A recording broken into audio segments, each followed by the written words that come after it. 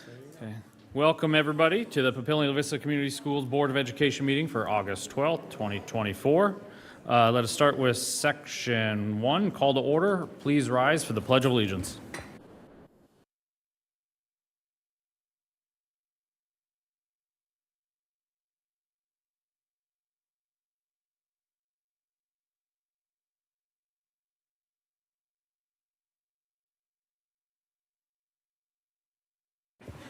Okay.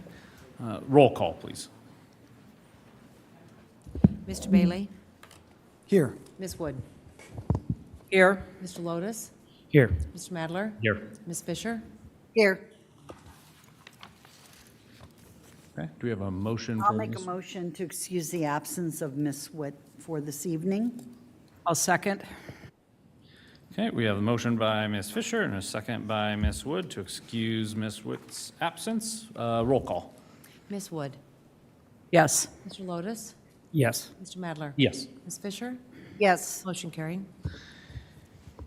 Okay, I'd like to point everyone to the Open Meetings Act that we have posted on the entrance of the room. And now moving on to Section 2, Communications. We'll start with item A, recognition. Dr. Rickley. Thank you very much, Mr. Madler, members of the board. For our members of the community that are with us this evening, thank you for joining us. And for those that are watching at home, we appreciate your support and your engagement with your district and your Board of Education. So for our regular viewers of board meetings, you know that periodically, not less than once a month, we like to do recognition of either students or staff that have gone above and beyond and brought honor to themselves, their program, and their school district. And we have an individual tonight that certainly fits that criteria. I'll have Hilcha come down in just a little bit. Miss Hilcha Pites was recognized as the Manilow Teacher of the Year for Nebraska. But before I have Hilcha be recognized and come down for a photo opportunity, just a little bit of background. So Barry Manilow, a man who needs no introduction.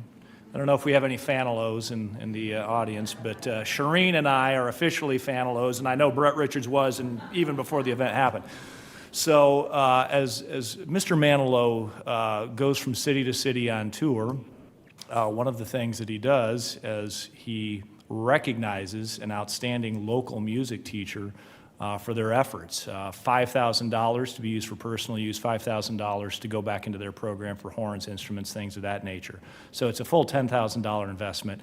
It speaks so much, I think, to the man and what he values. And he talked a lot when we had the brief opportunity to meet with him about his love of music and how he never really aspired to be a show person necessarily. He was just really wanting to be involved in education and being an instrumentalist, and obviously that's bled over to his career and his recognition that he provides educators, including Ms. Pites. So to be able to watch Hilcha and her family interact with Mr. Manilow was a gift. Shireen and I were there at the CHI Center.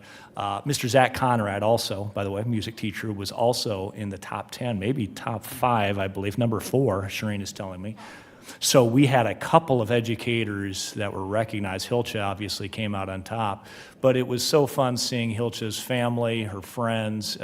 She's an outstanding teacher, and I don't know how many of you noticed it, but it was in the front page of the Omaha World Herald on Thursday, August 1st. It's difficult to see this, I know, but you can see there Ms. Pites teaching at Liberty Middle School.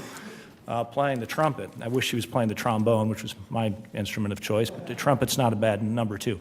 So it is for these reasons and many more, Hilcha, we are so very proud of you. The work that you have done in the classroom, even before this honor, was absolutely exemplary. You're one of our best and brightest, and now the entire community and the entire world knows it. Please come down and be recognized by your Board of Education.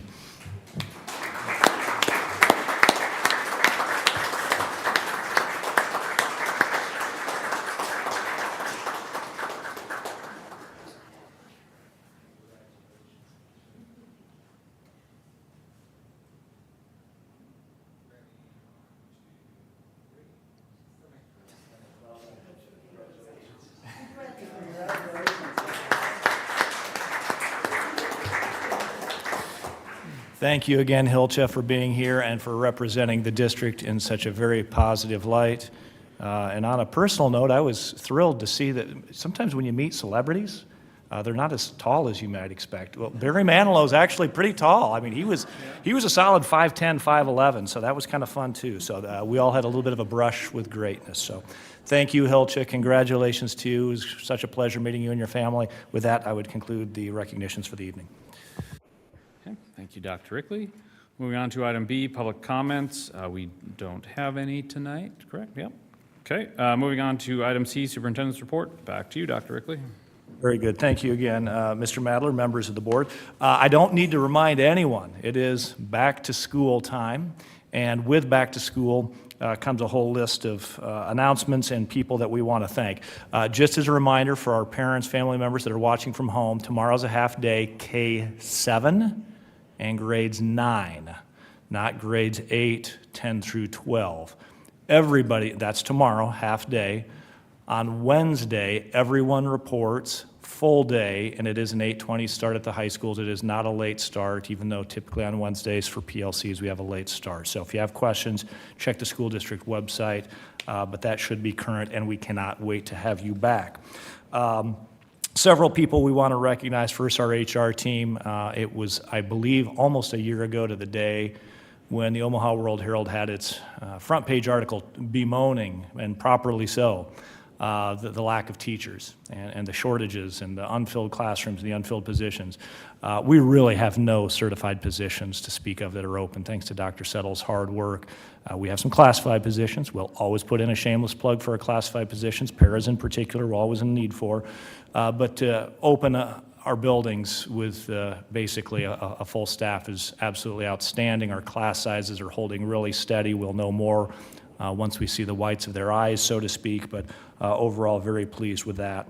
Also want to do a shout out for our buildings. Mr. Richards and I and others were looking at some of our buildings even as late as this afternoon, particularly our buildings that were under construction, Parkview, Terra, Trumbull, and Hickory Hill.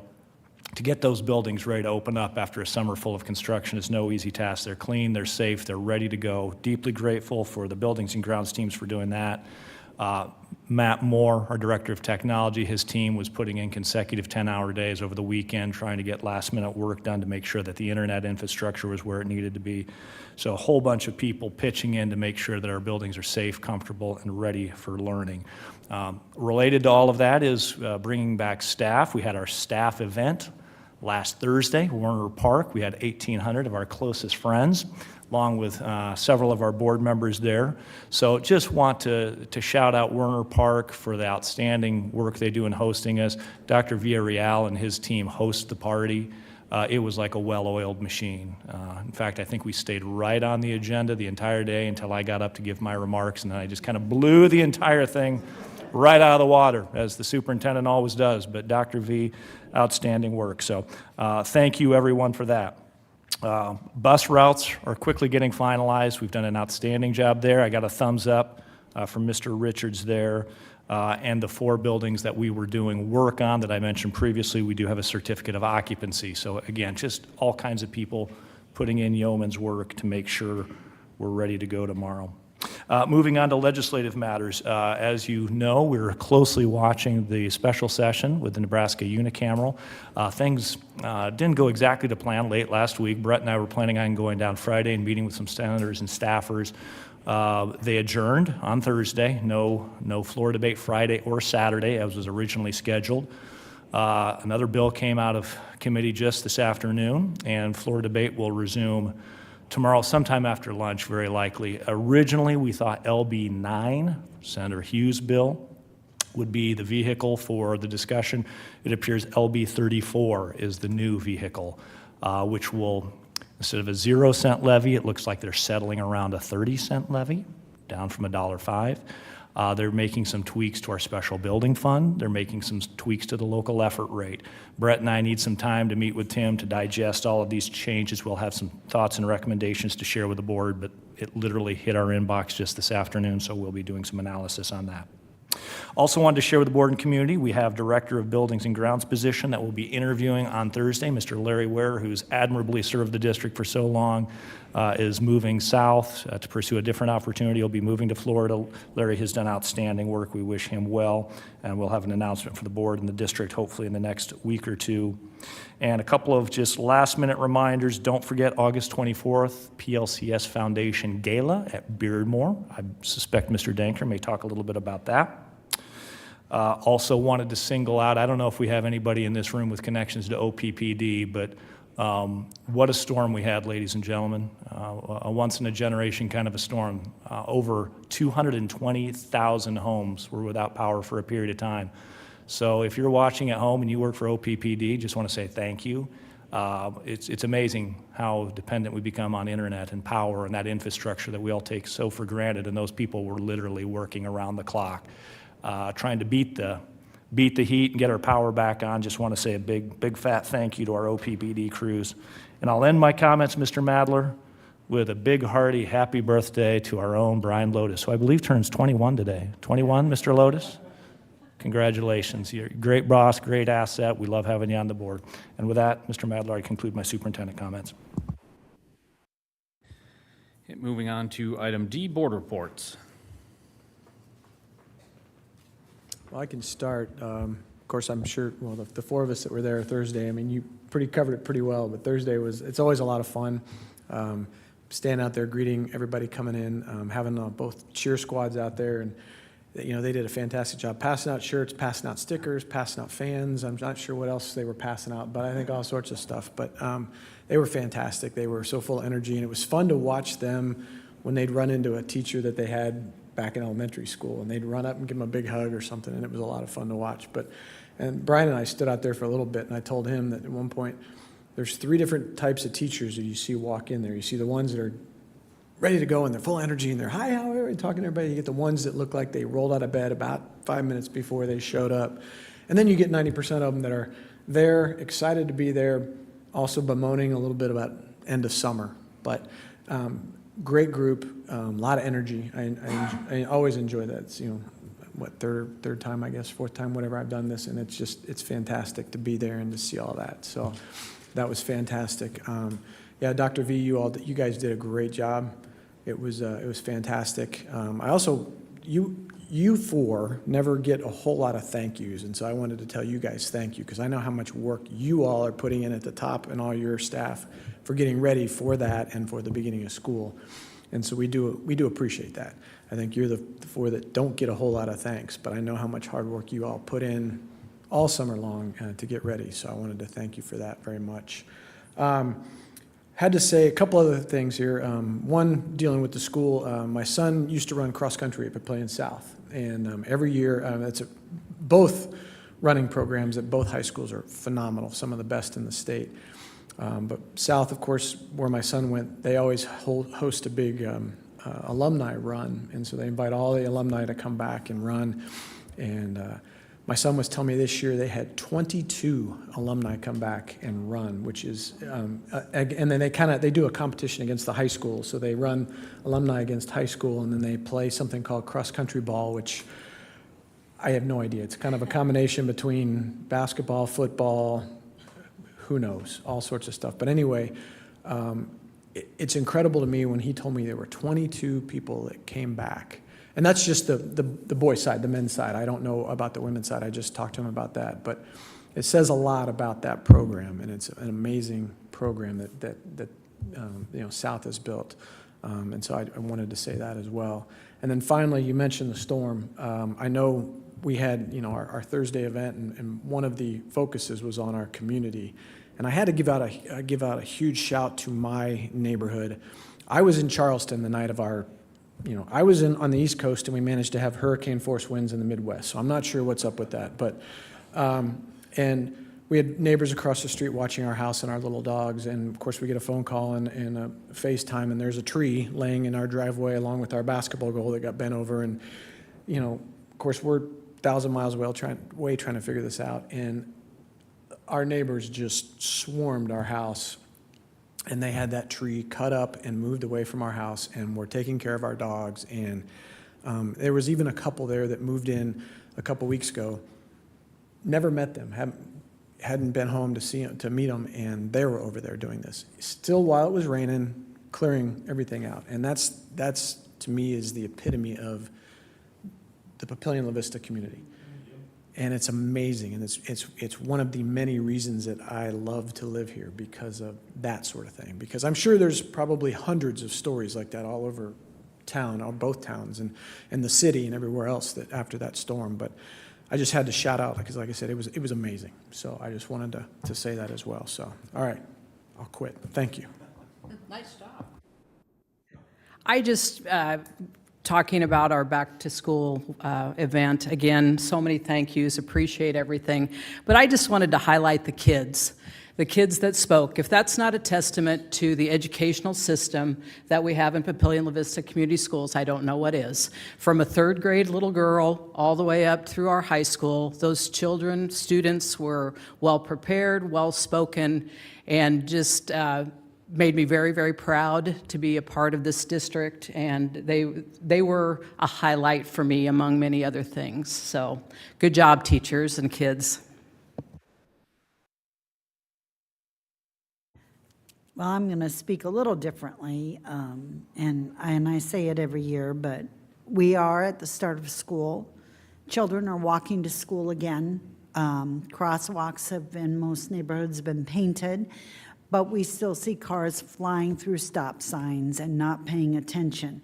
We as a community need to do the right thing, follow the letter of the law, stop for those children at crosswalks, and help them get where they need to go as safe as possible. You know, we were fortunate, we didn't experience this today, but Bellevue's already dealing with a bus auto accident that occurred first thing this morning. And so it's not just our kids walking, but it's remembering we have teen drivers, getting people, you know, younger kids to school.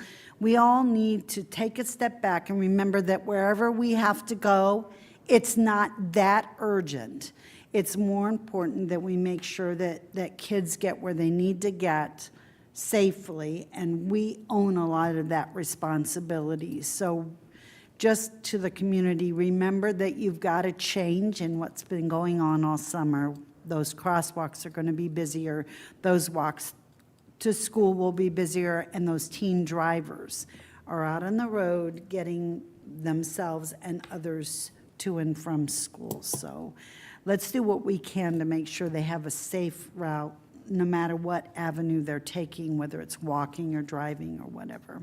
So that's my 2 cents. No, and I would agree. A lot of new drivers, a lot of new folks that haven't been in certain parking lines at different schools as they're moving from their normal elementary route now to a middle school route. And for me, I've got to figure out the Papio South High School route. So my daughter gets to turn 14 tomorrow and celebrate her birthday by going to her first day of high school. So not aging myself at all now, at all. But just parents and students, you know, take a second, take a deep breath. Everybody's trying to get to the same place. We know how frustrating some of these parking lines can be, and especially on the first day of school. So just give each other some grace and be patient, and hopefully if your kids can actually wake up on time, you can maybe get a jump start and get ahead of the line a little bit. So, but again, as everybody said, the back to school event's always a highlight of our year as a school board member. To see the familiar faces, to see the new teachers that are excited to be involved with our district and teach our students is just phenomenal to see. The foundation, thanks again for sponsoring the Greatness Awards. That's always a big highlight. Just to hear the camaraderie and how excited folks are for somebody from their own building winning one of those awards is just fantastic. And to the weatherman that actually got a forecast right and kept the rain away from us. I can't remember the last time we didn't sit there and just melt. So I'll take a little cool breeze any day. So. And then all the back to school events, open houses. I was just at Ashbury this evening for my 2 boys, and then last week was high school check-in day. So that was a new experience, and it was very well run by Mr. Spilker and his crew, and it's fun to see all the different levels back at it in the community. So. Want to echo all the positive comments on the back to school. I'm not going to repeat all that's been said, but thanks to all the staff. The communications department for putting that on, and all the speakers and the award winners. It was a great event, like always. I also did the Terra Heights open house tonight, just for like 15 minutes, because then I had to come here. But the building was looking great, a lot of new or refreshed classrooms, and the addition is coming along, and the new parking lot. So I know there was a lot of work done over the summer by the contractors, and obviously our people as well, to make sure that that building and all the buildings are up and running. So thanks to all the staff for making sure that come tomorrow, those buildings are ready to go to house the hundreds of students that will be anxiously waiting tomorrow morning to get in. Yeah, that's it. Okay. Moving on to item E, committee reports, starting with Buildings, Grounds, and Finance. We had to reschedule our meeting from earlier this month. It is now on the 23rd, and we have a couple of items with our bond projects on the agenda this evening. Okay, moving on to Human Resources and Student Services. Oh, I guess Ms. Witt is not here. I think we meet Monday? Is that right? Yeah, that meeting was moved, so we will, but there are items here on the agenda this evening. Okay. And then Curriculum and Americanism. We did not meet, but we do have items on the agenda. An item, I should say. Okay. Moving on to Section 3, action items. Item A, action by consent. I make a motion to approve the action by consent items as written. Second. Okay, we have the motion by Mr. Bailey and the second by Ms. Wood. Any discussion? Roll call. Mr. Lotus? Yes. Mr. Madler? Yes. Ms. Fisher? Yes, Mr. Bailey? Yes. Ms. Wood? Yes. Motion carried. Okay, moving on to item B, policy 5,000 students, Dr. Settles. Thank you so much. I will invite Dr. Steele and Dr. Myers up, just in case you did have any questions, as they did a lot of work on the 5,000s. Really appreciate year-round that they keep an eye on up-and-coming changes and things that we might need to consider and take notes all throughout the year. I'm not sure if they had anything they wanted to say. I'll tell you, we followed several things closely throughout the last couple of weeks and did make the determination that there are no additional changes other than what we've already recommended. So what you're seeing here is exactly what we presented last time. Do the two of you have anything else to add? No, we'll just entertain if there were any other questions. I'll make a motion to approve the amendments to policy 5,000 students 5007, 5202, 5206, 5208, 5301, 5302, 5501, 5505, 5503, 5606, 5608, 5609, 5701, 5703, 5706, and to policy 2102, complaint procedure. I will second. Okay, we have the motion by Ms. Fisher and a second by Mr. Bailey. Any discussion? No. Roll call. Mr. Madler? Yes. Ms. Fisher? Yes, Mr. Bailey? Yes. Ms. Wood? Yes. Mr. Lotus? Yes. Motion carried. Okay, thank you. Moving on to policy 6,000, instruction. Ms. Siri. Yes, good evening. So in front of you are the policies that were presented last month as part of the 6,000 series, which is teaching and learning. There are 7 policies there for you. There have been no changes or additions since our last conversation. Of those 7 policies, 1 is being removed. Another one is not a policy change, it's an update on procedure, but it's adhering to legislation that passed last session, so we earmarked it for the board meeting. And then the additional ones are listed for you in the table with the reasons for the updates. But again, no changes since last board meeting. Questions or clarification that you need? I'll make a motion to, oh, go ahead. You go right ahead. Motion to approve policy updates to policies 6102, 6104, 6202, 6208, 6209, 6402, and 6502 as presented. Second. Okay, we have the motion by Ms. Wood and a second by Ms. Fisher. Any discussion? No, roll call. Ms. Fisher? Yes. Mr. Bailey? Yes. Ms. Wood? Yes. Mr. Lotus? Yes. Mr. Madler? Yes. Motion carried. Thank you. Moving on to item D, the La Vista Middle School Bond Project Guaranteed Maximum Price. Mr. Richards. Thank you, Mr. Madler. Good evening, board members.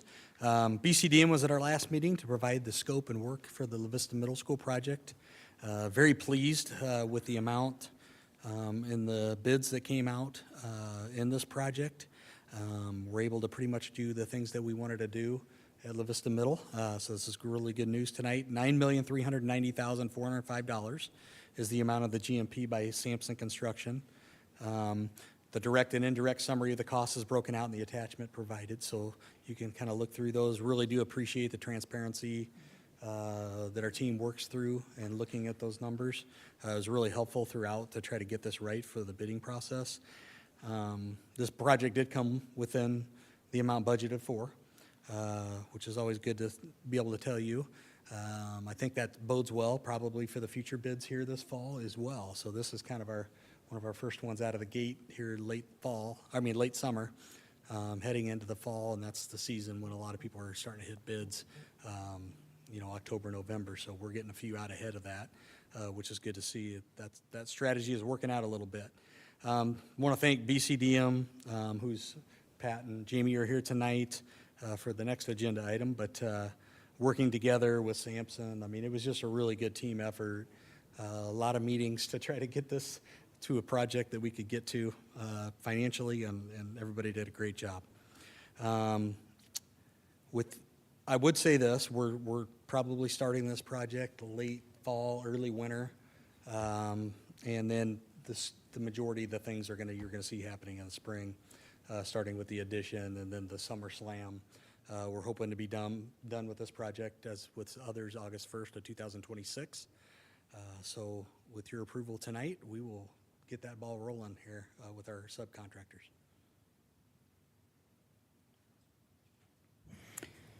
I'll make the motion to, one, approve the construction of the La Vista Middle School renovation and addition project as presented with the guaranteed maximum price from Sampson Construction of $9,390,405. And two, to delegate authority and authorize the superintendent of schools or assistant superintendent of business services for the school district to sign, execute, and deliver such construction contracts, sign and approve any change orders, pay the contract price and expenses related to the construction projects, and take all other action necessary to complete any requirements or obligations under the construction projects and contracts. I'll second. Okay, we have the motion by Mr. Lotus and a second by Mr. Bailey. Discussion? I've got one question. Mr. Richards, great to hear that the price came in within our budget. What about, how are the contractors looking as far as like the bids that they're getting, or the number of people that they're getting to put in these bids? It's exciting to see the number of subs that are interested in working. And we kind of, remember we had talked about that as one of the reasons we went to the CMR process was you have two great companies here, and subs like working for them. They tend to get a lot of people wanting to do some of their projects. So I think that's why you're seeing some of the prices that you're seeing. Any other discussion? No? All right, roll call. Mr. Bailey? Yes. Ms. Wood? Yes. Mr. Lotus? Yes. Mr. Madler? Yes. Ms. Fisher? Yes. Motion carried. Okay, moving on to section 4, discussion information items. Item A, the new elementary school 2023 bond project for the Granite Creek area. Mr. Richards. It's hard to believe. I've been here starting my 4th year, and when we started this process to get into a new school, and here we are. Unbelievable. So yeah, new elementary school we're talking about. I'd like to welcome Jamie and Pat from BCDM to kind of walk us through the overview of this project, where it's located again. I know we've purchased the land already a while back, but it's good to give everybody a refresher where we're at. So this project will be open the fall of 2026, so just so you're charting a timeline, that's kind of what we're gearing towards too. So. Absolutely. So again, Pat Carson, Jamie Whitfield with BCDM. Actually, why don't you just take it away, Jamie? I'll just stand here. Do what I do best. So I'll preface this by saying this elementary is going to be in the Granite Creek subdivision. So you'll see we just call it New Elementary School at Granite Creek. Or when we do the fly-through, there's maybe a desk that calls it Granite Creek Elementary. That's just our placeholder text until we know for sure what this one will be named. And the colors are just. Colors you'll Colors see and the too. mascot. Yeah, don't look at any of that stuff yet. Yep, I'll point some of that out as we go through. So here's just kind of a general orientation plan for you. You'll see the new elementary school kind of in blue at the upper right. Lincoln Road is just to the north. Off to the west, you can kind of see Liberty Middle School, which will maybe help you kind of locate yourself on where we're at, and South High, kind of on the southeast or southwest corner there. And again, the aerials we've chosen are kind of from when construction started at Granite Creek, so you can start to see some of the streets taking shape there. But we will put some grass in here, so it won't just be a dirt patch when we're done here.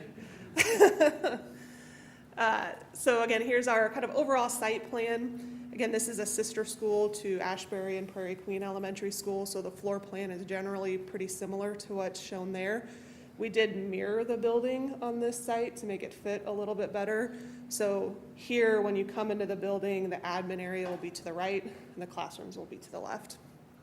We kind of orientated the building and pushed it up on the side a little bit to try to maximize our drive length for drop-off. And then it's not noted on here, but this does have a geothermal well system, which is in that southeast corner. So we're kind of trying to maximize the space for that. So we pushed the building up kind of into the side as far as possible. Access will be from the south off of Prospect Street. And that drive will work pretty similar to what you have at Liberty Middle School, where you kind of come in, go to the right, and then loop around up to the main entry of the building. Similar to Ashbury, we kind of have the hard surface play areas on the north side in the back, and a loading dock off kind of on that northeast corner. Again, when you go to the floor plan, I know this text is a little hard to read. It's a really long, wide building. Again, the main entry is kind of down towards the right side of the building. The administrative suite is off to the right when you come in. Gym is kind of up in the left. And then we have all of our classroom wings off to the left side of the building. We have a preschool classroom, and then it's a 3-section school, kindergarten through 6th grade. I don't know if there's any other questions on that. Another big difference between this project and Ashbury is we worked with Boyd Jones, who's the contractor on this, on the exterior wall construction. And so we've shifted to precast concrete panels for this. It'll have a thin brick on the facade. So from the exterior, it'll look a lot like Ashbury and Prairie Queen, just with some different brick patterning and colors. You'll see a little bit of the exposed precast concrete at the gym volume, and then on the inside when you're in the gym, you'll see it. But otherwise, it'll look a lot like it was at Prairie Queen and Ashbury. The benefit was some cost benefits, but mainly from construction scheduling. And so this is one where it'll feel maybe like nothing's happening out on site, but then when these precast panels show up, they'll go up very quickly. And so all of a sudden, we'll kind of have a building envelope pretty fast. Right. And that allows Boyd Jones to just get enclosed and start on that interior a lot faster. So then here's kind of our fly-through rendering. So again, this is approaching the main entry, and that'll be kind of a preschool kindergarten wing on the left there, and the administration suite on the right. We have a similar secure vestibule entry to what you've been seeing at those last iterations of this. So kind of entering into the admin suite. And here's where we have some of that placeholder text. So once we know a school name, we'll update that for you. Back into kind of the main corridor, and this is taking you back to the gym. This is one of the areas where we currently have kind of this blue shown. Once we have some school colors identified, the goal would be to try to incorporate those into the gym, into the main entry, and kind of the media center a little bit more. But we do tend to use quite a few different bright colors in the building just for wayfinding purposes. So when we get to the corridor wing, I'll kind of show you that. This is the media center. So kind of stack area, and then just some tables for small group learning. Again, very similar to Ashbury's layout. And then here's the corridor. So again, a lot of times here we'll use color just for wayfinding. So each corridor kind of has a different color palette. So here we're showing the preschool kindergarten as kind of an orange color. That way the little kids who maybe can't read at least know to go to the orange classroom pods. And this is kind of a typical preschool kindergarten classroom layout with a little kitchenette and restroom within it. And kind of back out to that main hallway, and this is one of the older classroom pods. So this one's a green color scheme that we're showing. And then we kind of go back into one of the older standard typical classrooms.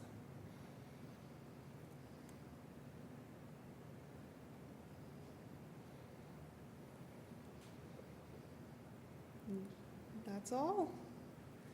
Any questions? I think we received, or Boyd Jones will receive bids on this tomorrow, so it'll usually take them a little while to sort through the bids, but within the next week or two, we should have some more information on that. And I think the GMP, we're hoping the next board meeting to potentially have that one ready. This is the wife of a truck driver asking the question of, is there a pretty easy route in and out to the docks there, no matter what size vehicle we're bringing in and out? They can get to it easy, get back out of it easy? Because we've had a couple times where that really didn't quite work out the way we'd hoped it would have, so. Yeah, we've ran turning radiuses for full semi-trucks to get back there, and we also do need to get the fire truck access all the way back there as well, so we've ran that. Yep. Yep. But I'll have them triple check just to make sure, but yeah. It's just always good to make sure that the access is easy for those kinds of vehicles. And you've got a fire truck, you've got a semi, you've got someone else, you know, you want to make sure they can get in and out of there easily, not having it be difficult. So thank you. And then does the gymnasium serve as the cafeteria? Is how this works here too? Okay. So about how many hours of the day is the gym not available as we use for cafeteria space? Not saying we need to change it, but I'm curious as to how many hours we lose in the gym as it's being used for cafeteria space. Well, that really kind of depends on what Bill Ramby tells us. Because it sometimes also plays Kate to outdoor recess. But for the most part, a couple hours at the most. Our larger buildings with multiple sections, obviously, it can go extended beyond that. But for the most part, when kids are at lunch, they're not at PE.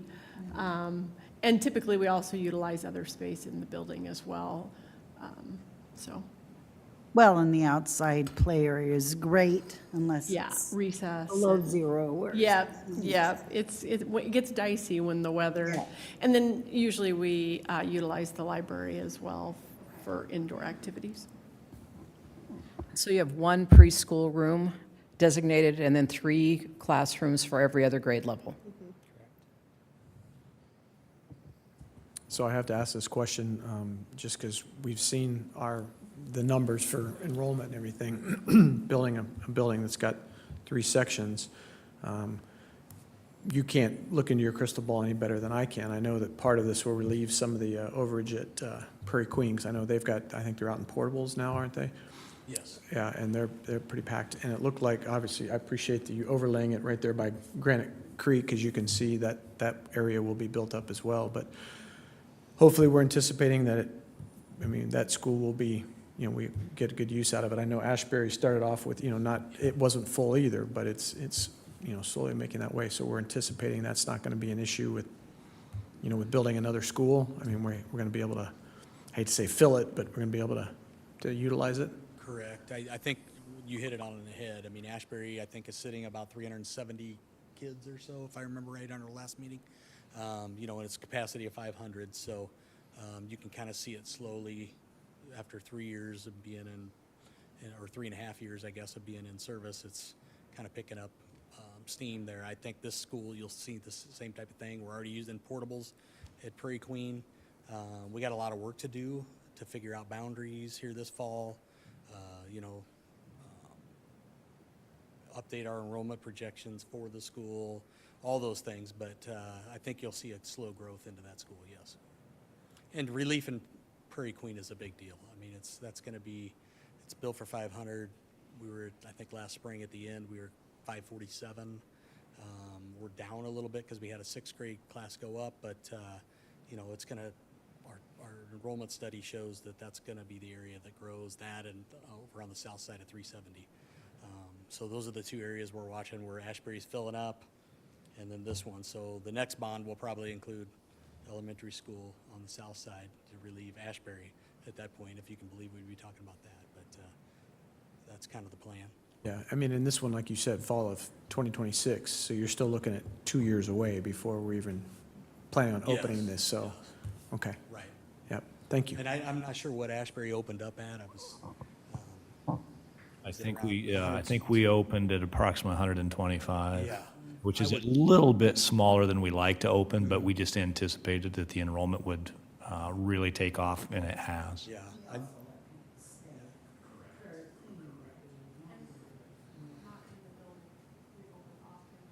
That's right. And we Oh, did yeah, that's right, we did campus open off at, campus. Nebraska Christian College, which also made the opening just a little bit atypical. I would say we'd anticipate something of that nature, right around that 100, 125 mark the first year, and then just kind of gradually building up to where, you know, Ashbury sits right now in 3 or 4 years. Okay, I was just, like I said, I know it was in our bond, but you know, obviously, taxpayer money and everything else, just wanted to see. It's always a tough thing to gauge with, especially in this economy. I mean, Absolutely. since we had RSP come out, our economy was hot when they did that study. And I remember him sitting here and kind of warning us, look, higher interest rates will slow this down, inflation will slow this down. Well, they all happened. And it has slowed down. Yeah. But you can see the developers aren't dissuaded by that. I mean, Right. that's a lot of the conversations that we try to have to make these decisions. You know, those developments in that area are still going. Yes. Proceeding as planned, so they feel good about the market in that area, and in turn, we need to too, if that's what they're feeling, because they're going to be putting the kids in those schools, so. Absolutely, thanks, I appreciate it. Yeah, and as soon as if rates drop, I mean, the demand is just waiting. There's just still overpriced on the, you know, used home market, and the new market has remained fairly steady, actually, given the higher interest rates. I mean, as you drive by, I mean, when there's already basements dug and they just are trying to get the infrastructure finalized, I mean, that's a good sign. And Prairie Queen is going to continue with the development of North Shore 2, and basements and houses are already being built in that. I mean, Prairie Queen is just not going to see a whole lot of relief without another building or boundary changes, you know, vice versa. So it's definitely something that I was glad when we put together the bond timeline, the bond project timeline, you know, that we knew there wasn't a need right away. It wasn't going to be the first project just because they were putting the streets in and all that. We knew that growth had slowed, and did our due diligence to say, hey, this should be more probably the latter part of the bond timeline than sooner. So appreciate your team and your guys' team for putting this all together. It is nice when we stick with our kind of cookie cutter model and can manipulate it a little bit, but the flow definitely works. I can tell you as of tonight with Ashbury was busy with students. So you know, most having only one section, maybe one grade was 2 sections the last couple of years. We're getting there. So it's definitely going to be full sooner rather than later, and hopefully we don't ever have to get to portables. I've seen it on the other side in some districts, and not in Nebraska, but they got 500 students showing up and nowhere to put them, and that's not a good feeling for that district. And those districts that had that happen to when hypergrowth is not fun to deal with, and being behind 2 or 3 years is not going to be good. So I think getting ahead, just like we did with Ashbury, is critical. Jamie and Pat, we want to thank you for being such great partners. At least the last 3 or 4 buildings where you've done the 3D rendering, I just think that adds so much to the presentation. It's one thing to see a floor plan, but to be able to kind of weave in and out of the classrooms and hallways, for my part, I think it adds a ton of value. 2 things just briefly for our community that have been touched on already a little bit, but I think it's worth reemphasizing. One, since Rumsey Station in the mid-1990s, we have used the same basic floor plan and layout from Rumsey to Bell to Patriot to Prairie Queen, on it goes. And our taxpayers need to understand that's done very deliberately. One, because it adds some familiarity and it helps us with some safety and security planning, but more importantly, it saves our taxpayers significant dollars by not doing a clean sheet design every time we go to build an elementary building. There's some cost with the tweaks that Mr. Lotus talked about, but for the most part, we're starting with a proven product. Second thing, just please know, anytime we open a new building, that means we will be doing boundary adjustments. It is, frankly, the most painful thing outside of some of the pain points we experienced during the pandemic that any Board of Education is called to do. We understand it's hard. We don't want to harm children. We don't want to break up families. We understand it creates a ton of stress. But please know we will be starting those conversations early and often and engaging with our community. Some people we make happy, some people we make unhappy. That's just inherent in the process. But we just ask for your patience as we go through that, and we promise to do our very best to present options and do our best in listening. So with that, Mr. Madler. After these last few years, I look forward to boundary change discussion. I'll be ready for it. Yeah, well, we'll see. We'll see. Hey, We might Pat, do. I have a question. Can you require that we could get our STS students on site when they're Absolutely. putting the prefab walls in? No, absolutely. Both Boyd Jones and Sampson have talked extensively about doing that. It's been a little tough to do it on the first 4 projects because Right. it's been such a slam summer. But now that we have the time to do that, especially the precast, that's really an interesting process to happen. I know Board there's members just- could come and be a part of that too. Okay, yeah. But There's a definitely lot the of students. interest there, and that's the world they're going to, so. Absolutely. Okay. All right, any other questions? No? Thank you, Jamie. Thank you, Pat. Okay, moving on to item B, the Papillion La Vista Schools Foundation yearly update. Mr. Danker, you get to follow the new elementary school. How are you going to do? No pressure.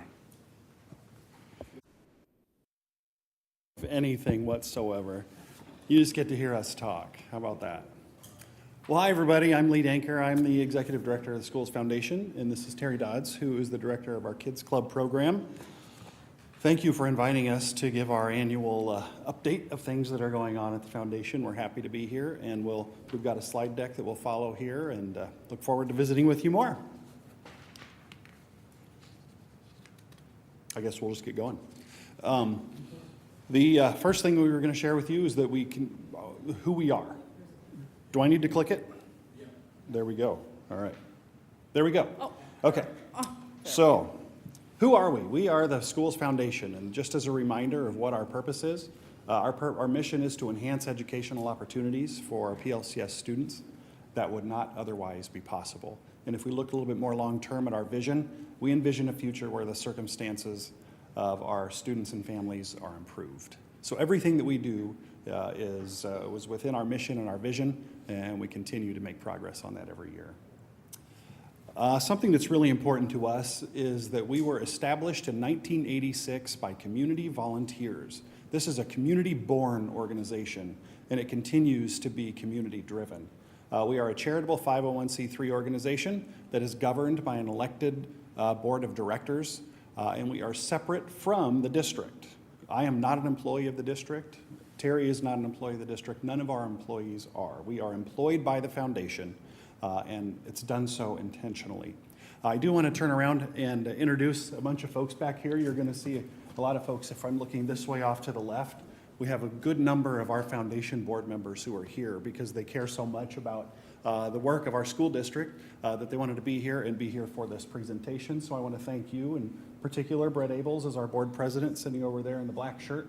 We appreciate the work of all of them, and you can see their great picture on the slide right here. So thank you guys for being here. We sure appreciate it. All right, now I'll turn it over to Terry for Kids Club. Kids Club. Isn't that cute? That's in front of, what's the golf place? Top Golf, yeah. Yeah, they took pictures like that for us all summer long. That was one of the kids' favorite place to go this summer.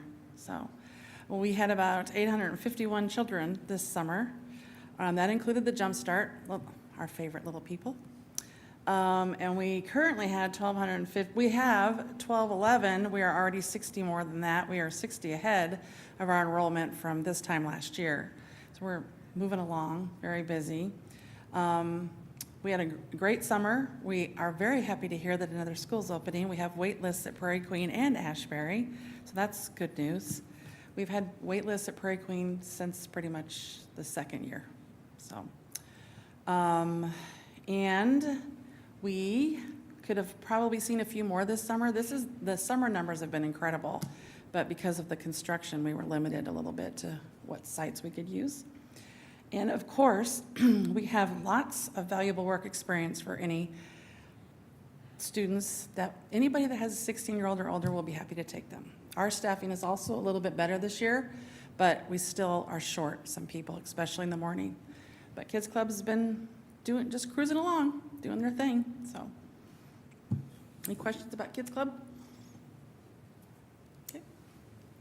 No, I'll just give my normal plug. So, I mean, it's for those that have kids in Kids Club, it's just a phenomenal program run expertly by the foundation, and it just makes things so much easier for many, many parents out there. They keep it extremely affordable. It's nice that they're right on site, right at school. The kids and the teachers have it down.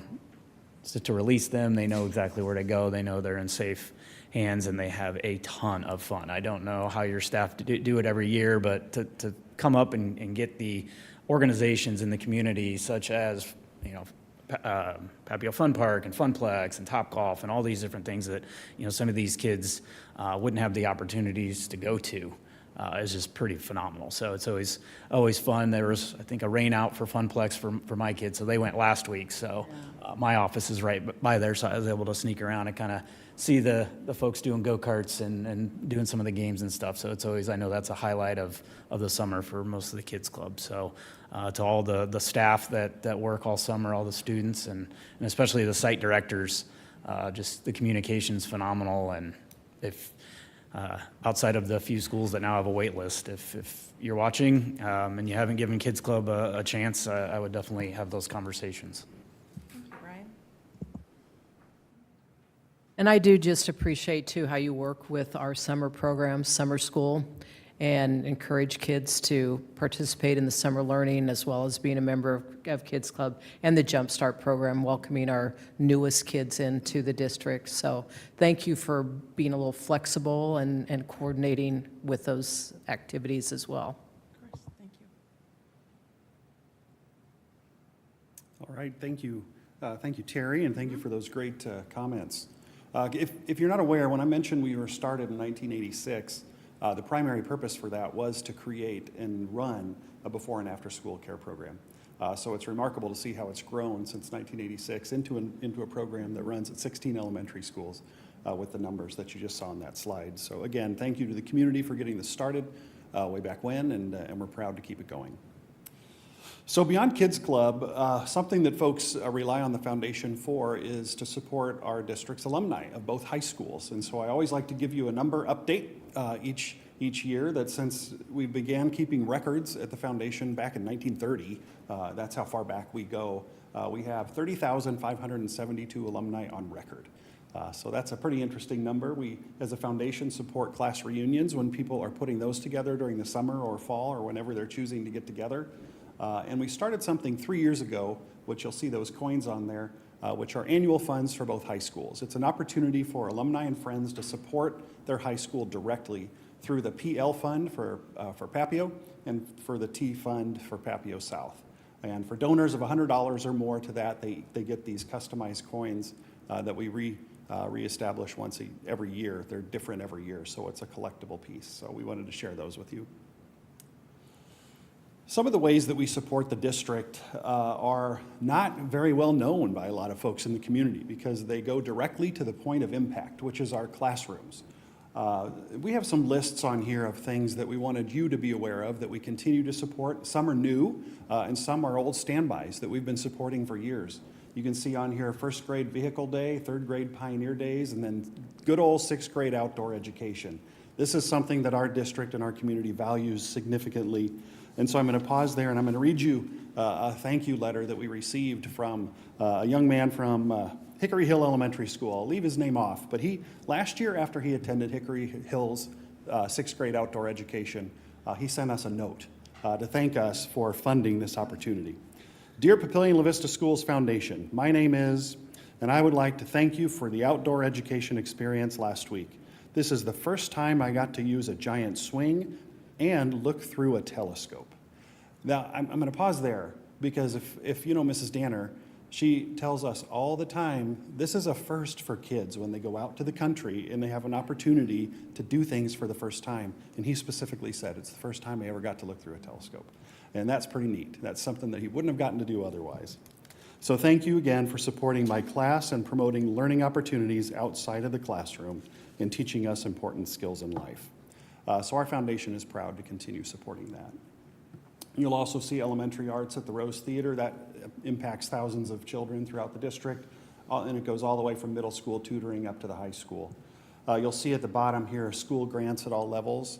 Our board was pleased this year for the first time to share with our principals that every school within the district is getting a grant this year. This is the first time that the foundation has been able to offer that, and we're pleased to do so. Teacher Grants is another program that a lot of folks know about the foundation. We budget a significant amount of money every year to offer to our classroom heroes who come up with innovative ideas in the classroom, but there might not be funding available through the district to implement. So we encourage innovative ideas. The grant recipients are chosen by a committee within our foundation volunteers, and funding impacts students at all grade levels and all schools. Last year, I believe we extended $110,000 worth of teacher grants to our teachers throughout the district. Those are some pictures of when board members and staff went around and honored our teachers within the places that they work. Senior scholarships, we're also well recognized for providing senior scholarships to our graduating classes of both high schools. Last year, during 24, we gave out 75 scholarships. Again, these are all reviewed. A lot of kids apply. These applications are reviewed by a committee. Students from both high schools are eligible for these scholarships, and they attend schools from all over, from coast to coast. In fact, I approved a payment of a scholarship today to the University of Hawaii, that one of our classes of 20, or a student from the class of 2024 is going to school in Hawaii. How lucky are they? That sounds like a pretty nice place to attend school. You didn't want to take that check in person to him? I think that's a pretty good idea. Next time. Mr. Yeah, Miller. next time. Mental note, hand delivered. We also did a reception this year at both high schools. So you'll see a photo here of a scholarship recipient and our scholarship donors, which was very meaningful for both the students and their families and the donors to be able to be there in the presence of the student who will take their scholarship and carry it forward into higher education. Another thing that's become pretty big for us is supporting the basic needs of students and staff. We live in a very, very generous community that wants to take care of their neighbors. And we're happy to be the district's partner in generating revenue that goes directly to that point of impact. Some of the funds that we manage for the district are the Anders Food Fund, the Student Emergency Fund, our PLCS Family Fund, which helps staff in times of need, and also we've raised funds for the Papillion La Vista Schools Community Closet. You'll see on the right here some pictures of the folks who work for the Community Closet, and we're really proud to be able to help do what we can to help keep kids in school. Sometimes there is a crisis that occurs, and if without some funding assistance, this child would not be able to come to school. Perhaps it's a ride to school, perhaps it's keeping the heat or the lights on at their apartment or their home. There are funds available to help, and we're proud to be able to assist the district in that way.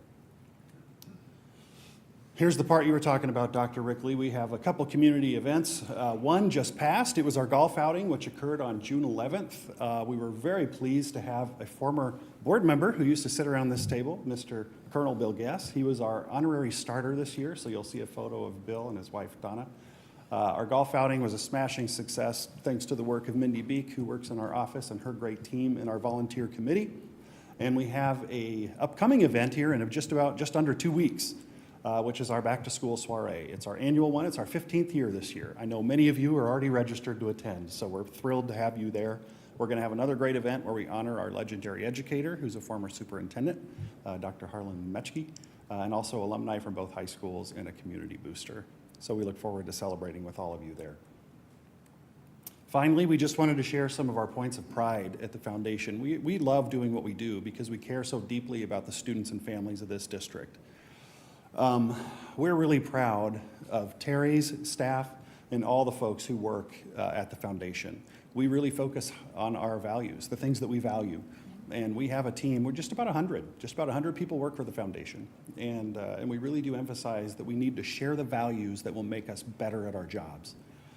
We also have, as you can see back there, board leaders who are dedicated to student success. How many board members would come to a school board meeting and listen to me talk, right? I mean, it's not that big of a deal, but look at all these folks who are here.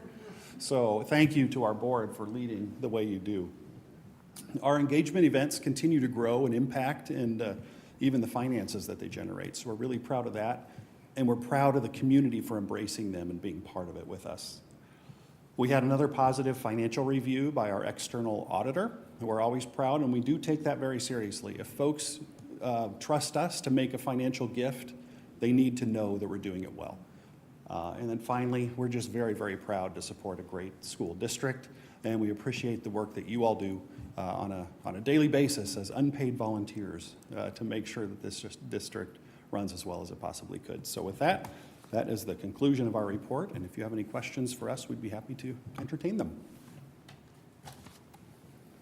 I can just add thanks as a member of that board that you had the picture up there of, and being on the committee for both the scholarships and the grants. It's so much fun to pass out other people's money. It's great. Very much so, yes. And it was wonderful, the group that we work with, to see all the innovative ideas that, for the teacher grants is amazing.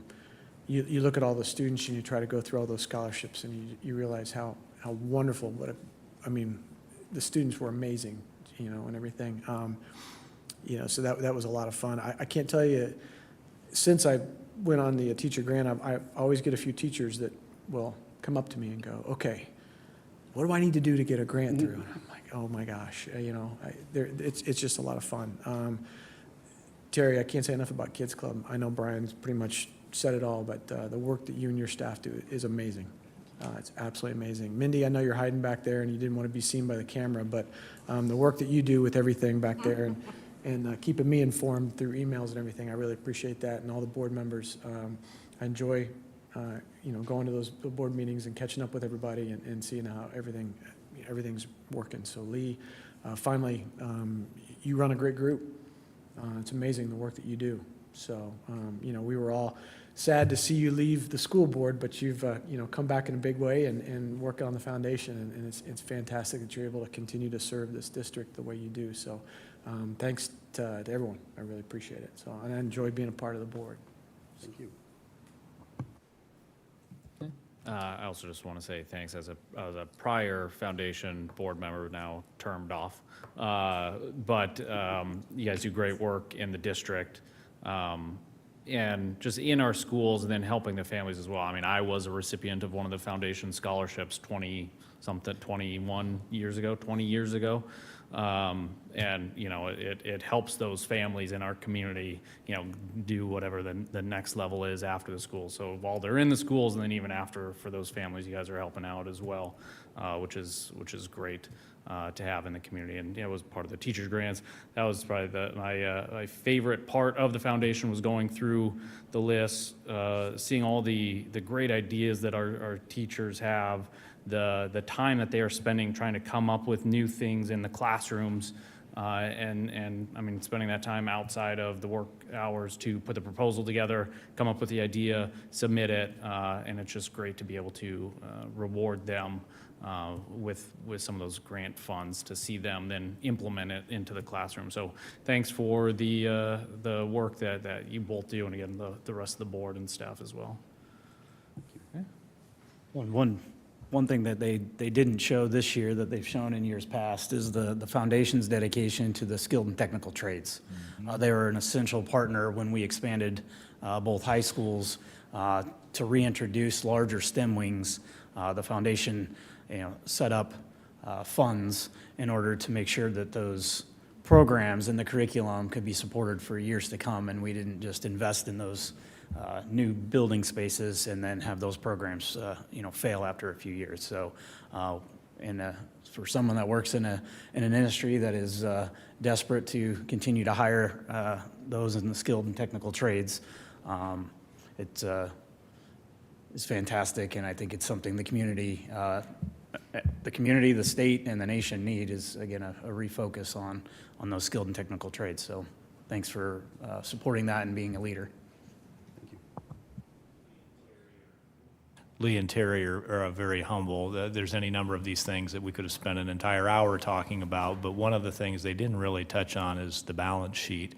So besides the outstanding programs, the scholarships, the teacher grants, the curricular programs that they make possible with their financial generosity, the amount in both restricted and unrestricted and endowed funds, when you look at where that number was a few years ago compared to where it is now, it is amazing. It has grown by leaps and bounds. That doesn't happen by accident. So in addition to making a huge impact on our kids, our families, and our community, they're getting it done from a financial sense as well. So Lee and Terry and all of our board members, thank you for your leadership. You're doing outstanding work.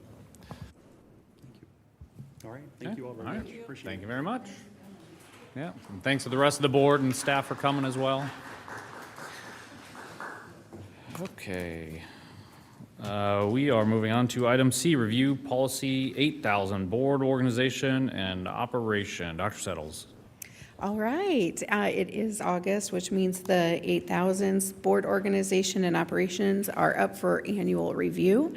And if there are any recommended revisions on that, discussion would be held at the August 26th meeting, and then we'll plan to vote on those in September. So if you have come across anything that you would like looked at, as mentioned, our committee will be meeting next week and can meet after that as well if needed. So, but we'll be taking a look at those in the next week.